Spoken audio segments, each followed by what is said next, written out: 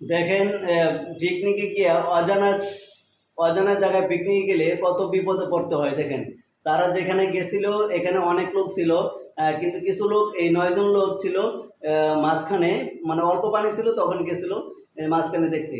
কিন্তু মনে করেন এই রাস্তার মাঝখানে হঠাৎ করে এই পাহাড় থেকে, দেখেন এই যে পাহাড়, এই পাহাড় থেকে কিন্তু এই পানিগুলো ঠাস করে বৃষ্টিতে পড়ার কারণে নিচ দিয়ে রাস্তা দিয়ে আসলো, যার কারণে প্রচুর পানির স্রোত, যার কারণে ওই 9 জন আটকা পড়ে গেছে। এই 9 জন মনে করছে যে, মনে করেন এই দেখতে পাচ্ছেন যে তারা পানি কমলে কিনারা আসবে, কিন্তু আস্তে আস্তে পানির স্রোত এত বাড়ছে, যার কারণে পাহাড়ের ঢল বৃষ্টির এই বাঁধ ভেঙে মনে করেন সবাই হিমশিম খাচ্ছে। দেখেন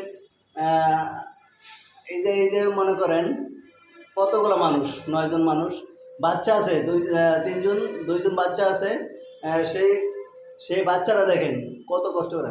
একটা এখানে 2 জন পুরুষ লোক আছে বড়, তারা কিন্তু আসতে পারতো, কিন্তু পরিবারের সবাইকে নিয়ে একসাথে পিকনিক করতে গেছে।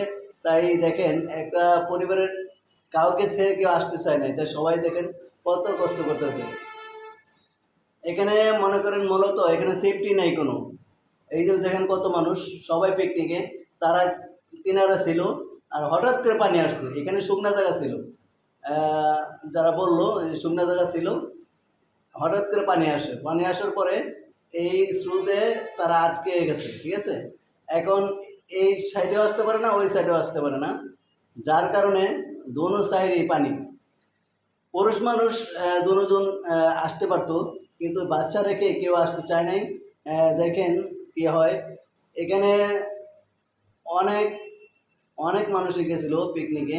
তাই যারা যাবেন পিকনিকে, বেশিরভাগই মানুষ ফুর্তিতে বা ঘোরাঘুরির জন্য যায়, কিন্তু তারা ওইখানের পরিবেশটা জানে না, যার কারণে দেখেন পানির কত স্রোত। আল্লাহ এদেরকে ভেজবাসী করুক, কারণ কার মৃত্যু কোথায় কেউ জানে না। এখানে এত পানি আসবে কেউ জানে না, 1 সেকেন্ডের নাই ভরসা। সেটা এই যে দেখেন মহিলা, এই যে মহিলাটা পড়ে গেছে, অনেক কষ্ট করে মহিলা একটা ছিল, লগে 2 জন গেছে, লগে 2 জন চলে গেছে। এখান দেখেন একদম পানি, এখানে অনেক স্রোত, এই দেখতে পাচ্ছেন যে এখানে অনেক স্রোত। এই স্রোতের মধ্যে কিন্তু দাঁড়ানো সম্ভব। এই যে এখন দেখুন বাচ্চা বাচ্চা আছে, 2টা বাচ্চা আছে এবং 3 জন বড় আছে, 5 জন বড় আছে। দেখেন এখন এখন দেখেন কত কষ্ট। এর ভিতরে মনে করেন কোনো সেফটি পায় নাই, তারা অনেক সময় ছিল। দেখেন এটাতে ইন্ডিয়াতে একটা পাহাড়ের ঝর্ণা, ঠিক আছে।